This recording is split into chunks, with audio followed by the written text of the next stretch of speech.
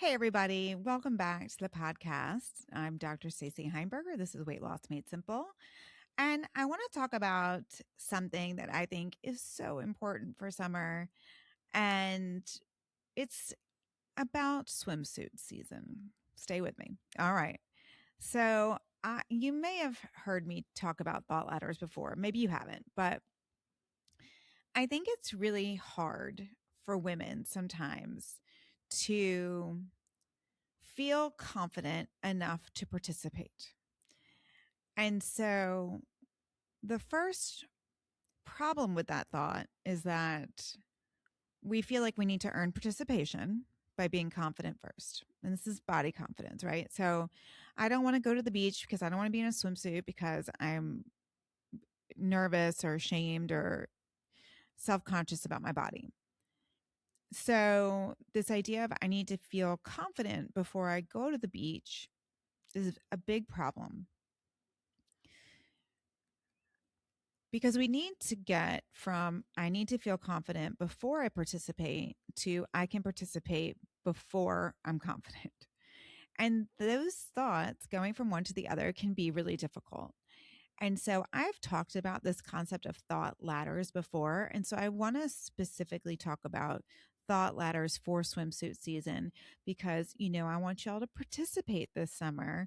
So I'm hoping this episode will help and will just be there'll be some little pearl in here that will help you get there and get out there and participate.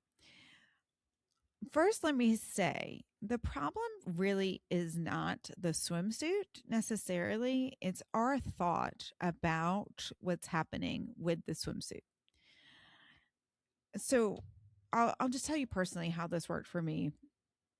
Growing up forever, I was always told like I had big thighs, right? And so my brother used to make fun of me, drumstick leg, like the whole thing. And so I was really, really embarrassed and would not wear shorts and follow this through like all the way through medical school. And right after medical school, I think I started running a lot. Not because I liked running, I actually hated running. I did it as part of this idea of like exercise will help me lose weight because everything I did before coaching was only about losing weight. So every food tracking, everything was losing weight. So I used to run. And I did a number of half marathons. I did some small triathlons. And I never wore shorts for any of that. I would wear capris, but I would never wear shorts. So it had to, and then even like the little singlet you wear, right? The swim thing or bike shorts, I got ones that went all the way down to my knee. So nothing, these thighs did not see the light of day because I was so self-conscious about them. My identity was I have awful legs. Like I have these horribly fat, disgusting legs. They should not be like humans should not be subjected to my thighs. And it was awful. Cause I'm in Louisiana. Like it gets hot here. Like you need to be able to wear shorts or skirts. And I really just, capris was the best I could do. So I would try them on periodically and I would look in the mirror and I would have this thought like, you can't do it, like disgusting, bleh, right? So when I found coaching and found this concept of thought ladders, I knew it was not going to be possible to change my thought from, and this is how thought ladders work. If you're like, what's a thought ladder? I'm going to tell you. So my original thought was my thighs are disgusting and no one should be forced to look at such a horror, right? Very bad, dark, dark thoughts about my legs. To get to the point where I could wear shorts, I thought I was going to have to be like, I love my legs. When we are trying to change our thoughts, the new thought has to be believable or our brain is not going to accept it. So for me to look in the mirror and try and do this positive self-talk and go from I hate my legs to I love my legs is impossible. My brain would not accept that because it was not believable.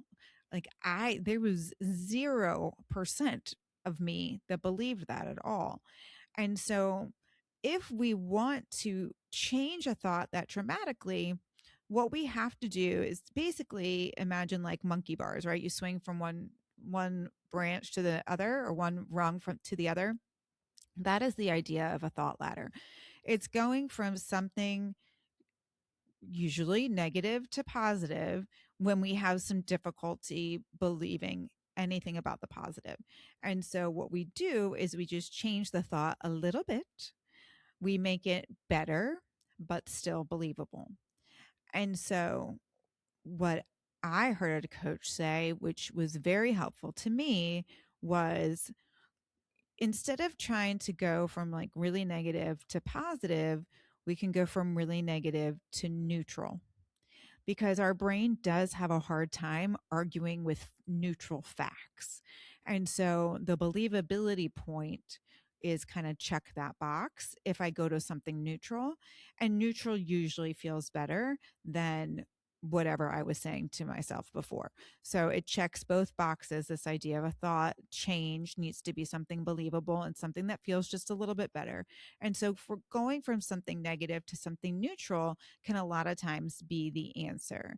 And then from neutral, we can, maybe try and go positive if that's available to us. I'll tell you, even now, I do not have positive thoughts about my legs, but I do wear shorts and I do get in a swimsuit, and it's because I can get to neutral. So, what does that look like for your body habitus, right? For our body confidence. What I heard a coach say was, I have a human body.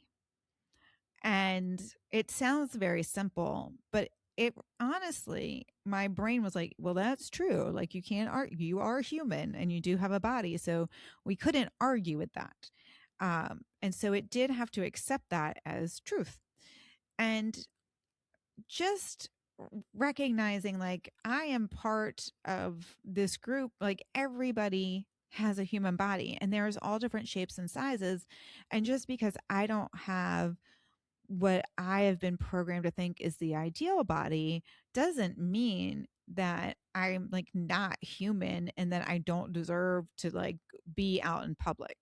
And so that thought switch, actually, I had to practice it a lot, but I didn't have to go a lot of steps on the ladder, because just getting to neutral was enough for me to just stop beating myself up, enough to where I could be like, okay, let's talk rationally. I have a human body. Humans are all shapes and sizes. I'm in Louisiana. It's hot as like the devil, and I'm going to wear shorts. And so that was extremely helpful to change my comfort level enough to participate in whatever, right? In anything that required something other than long pants, basically. So my comfort level changed just by moving to neutral. Now, the other thing we can do to help our comfort level if we're trying to participate more is kind of understanding that our comfort level does change depending on where we are, right? So this is a way to like backdoor your brain into realizing like, hey, it's just your thoughts about the swimsuit. It's not the swimsuit. So for example, I have the same body, the same legs, the same swimsuit, but if I'm at my house and my pool, I am much more likely to get in than if I'm at the country club pool. And it's not that I won't get in at the country club, it's just I have a lot more resistance to it, right? Because my thought about my body changes depending on the situation. So I'm in the same body, my swimsuit's the same, my body's the same, the situation has changed. And so finding a way that you can be comfortable is one option, but also if you are like, yeah, that's totally true, that is a way to sort of Jedi mind trick yourself into being like, there's really no difference. Like, our body is the same. Okay. It's just the situation changed, so our thought changed, right? The thought about the swimsuit or my body or what people are thinking of me changed. At my house, there's no judgment. I know there's no judgment. The fact of the matter at the country club, there's no judgment there either, right? We all think everyone's judging us all the time. It's not true at all. Okay. So, this, I feel uncomfortable because of my body. It's really that we feel uncomfortable because we're telling ourselves a story about our body. My body never changed. My thoughts or what I was saying about my body did, and so therefore my comfort level changed. So I wouldn't wear shorts because I thought my legs were like radioactive. I don't know. And then I was like, oh, wait, they're just human legs. Everyone has legs and not everyone's legs are the same.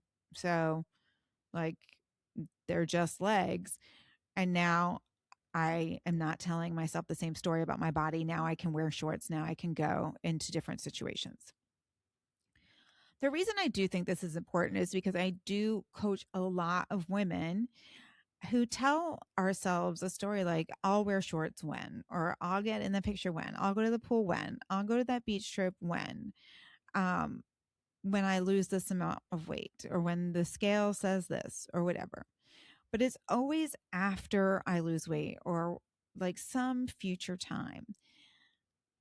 But I want you to like ask yourself honestly, how many summers have gone by waiting for this when, whatever the when is, right? How many pictures have been missed because you're waiting to be in the picture until? How many memories were postponed because you didn't want to do that until, right? This is not a weight problem, y'all, at all. It is a participation problem, and it's a participation problem because of our thoughts, and we're in total control of those thoughts, which is great, right? It's great news. So, no matter what, if you're like, this is kind of bringing me down because I've totally missed stuff because I've had bad thoughts, okay, forgive what happened yesterday. We're starting anew, okay? These thoughts are automatic. When you've been telling yourself things for over and like forever, they're going to be automatic. And we have some ridiculous thousands of thoughts a day. Most of them happen so fast we don't even notice. But something about a swimsuit, y'all, I don't know. Within seconds of putting on a swimsuit, it's like the barrage of terrible thoughts. Everyone's looking at me. I look terrible. I shouldn't wear this. My legs look awful. I can't go out there. All these things.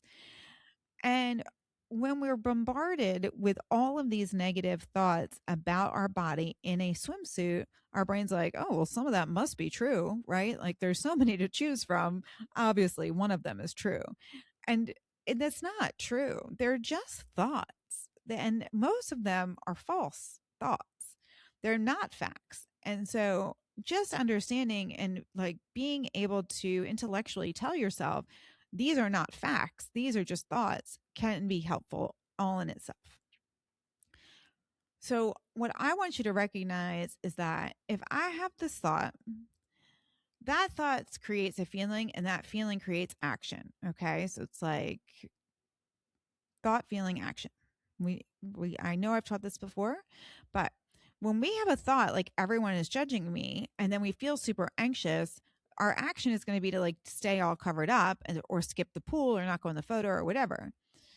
Now, if we change the thought to like, nobody's looking at me, right? We don't feel anxious and we're more willing to participate.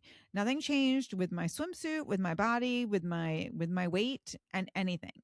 All that changed was the thought, and the feeling is completely different. And feelings drive our actions 100%. It's how it works. Okay. So common thoughts would be this idea of like, everyone's looking at me, right? This feeling judged. So what I want you to ask yourself when that thought pops up, if your brain is latched onto that one and it's like you're paying attention to it, are they really? Or does it just feel that way? And if they are looking at you, are they looking at you negatively?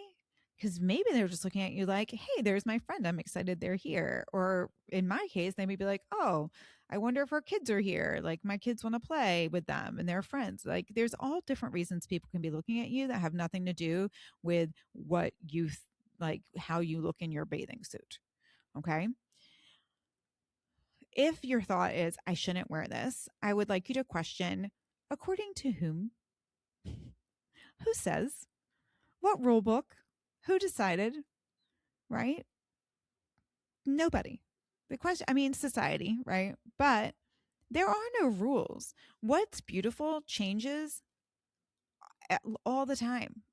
Like, I love when they show those like AI things where they're like, what was beautiful throughout history? It changes dramatically. So, who says you shouldn't wear it? They're wrong. Okay. The thought, I need to lose weight first. Before what?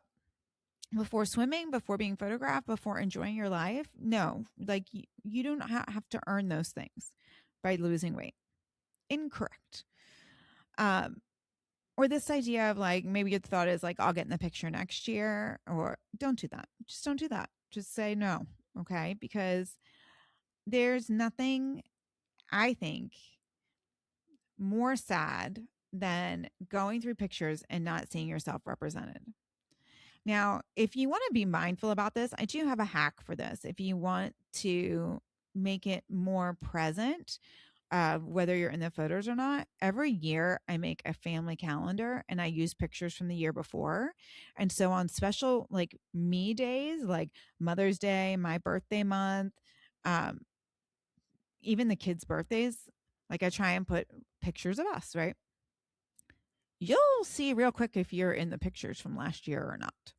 So if you have a hard time filling your family photo calendar with photos, that should be an eye opener for you to do it different. Okay. Most positive affirmations fail because they're not believable enough. Like if you have been saying something negative about your body, like for me, right? I had been saying negative things about my legs probably from the time I was like 9 years old, right? So at 29, 20 years later, like it's ingrained in there. It is automatic. And my brain's not really willing to accept contrary thoughts that are super positive, right? It's just, you're not going to jump that far. The cognitive dissonance is too much and your brain can't handle it, freaks out and rejects it. And then kind of doubles down on the negative thought, honestly. And so, this idea of this thought ladder of getting to neutral, I really love because your brain can't argue with neutral. And so, more neutral thoughts. Karen Lowenthal is an amazing coach.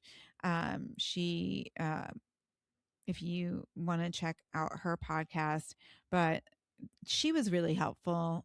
I don't know if she knows how helpful she was in all of this, but that was sort of one of her. I think hers was the one that I have a human body, and the other one is all humans suffer.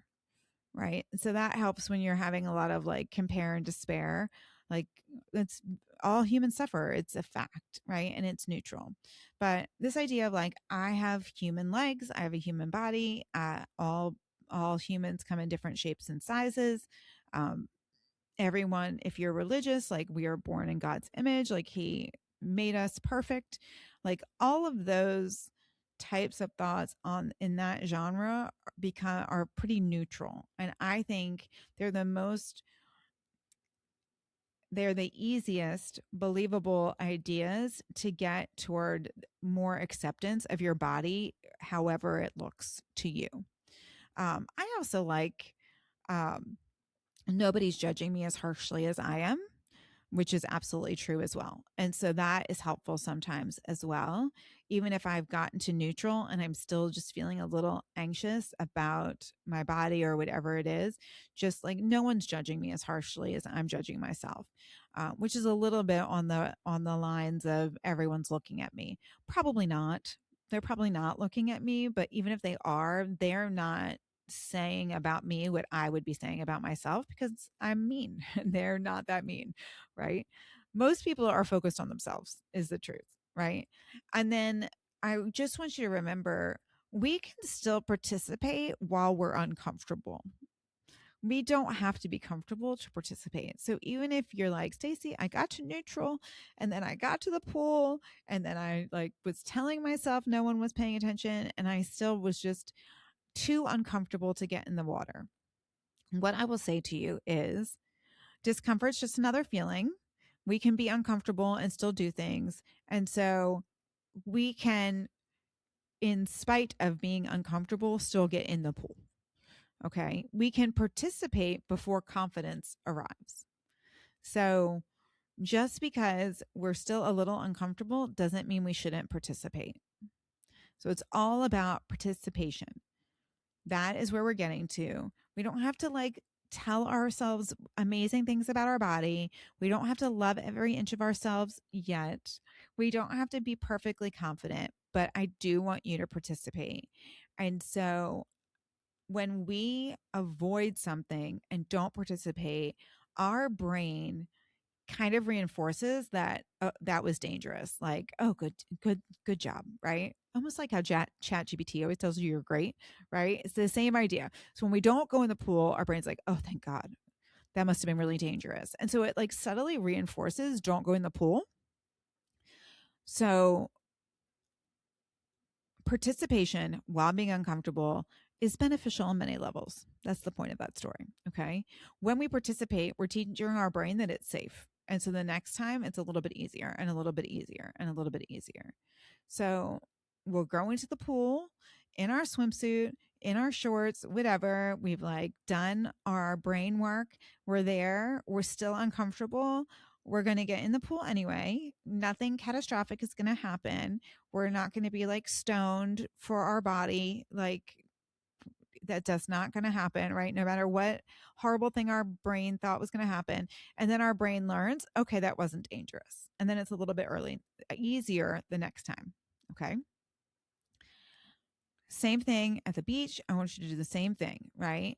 And when you start participating, despite being uncomfortable, you will then become more comfortable. And so, as opposed to like the negative shame spiral we can get in, this is sort of like a positive reinforcement spiral that will just make participation for the rest of summer that much better. So, when you are hearing these thoughts, remember they are not facts.